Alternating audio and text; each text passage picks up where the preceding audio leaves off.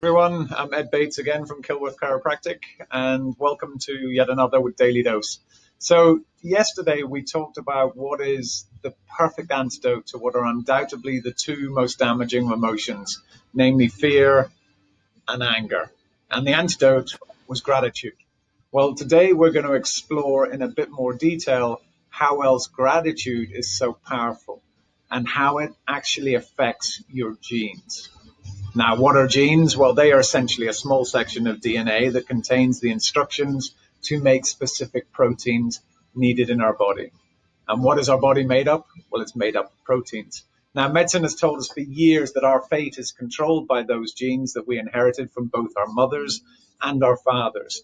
And those genes turn on or turn off and thus control our lives. In other words, we're basically victims of our breeding, and if a particular disease or trait happens to be passed down through our family lineage, then we should expect to develop that particular disease or illness.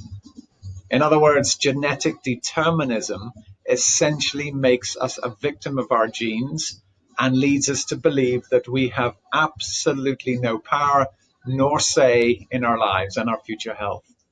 In other words, we are powerless victims. Well, not for the first time, conventional medical wisdom is completely wrong. And now science has clearly shown that genes do not determine our fate, nor make our decisions. Genes are never on nor off. Rather, they are read or not read. Genes are nothing more than a blueprint. And the science of epigenetics, epi meaning above the gene, has now proven that control is not in the genes themselves, but in both the environment that we live in and our perception of the environment that we live in.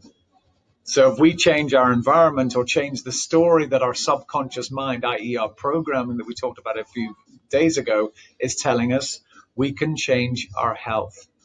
Now, I mentioned at the beginning that gratitude is not just a useful antidote to fear and anger, but gratitude has also been proven to change the chemistry within all our cells, and it actually helps influence the onset of aging, disease, and depression by directly affecting our genes.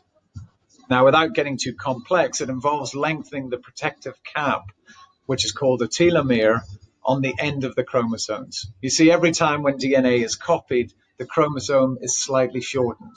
Now, if the protective cap is still intact, it's fine. However, each time the DNA is copied, the cap slowly gets worn away, and eventually we start damaging the actual chromosome itself. And this is when aging and disease start happening. In other words, the length of our telomeres can be used to predict our longevity and our susceptibility for particular diseases.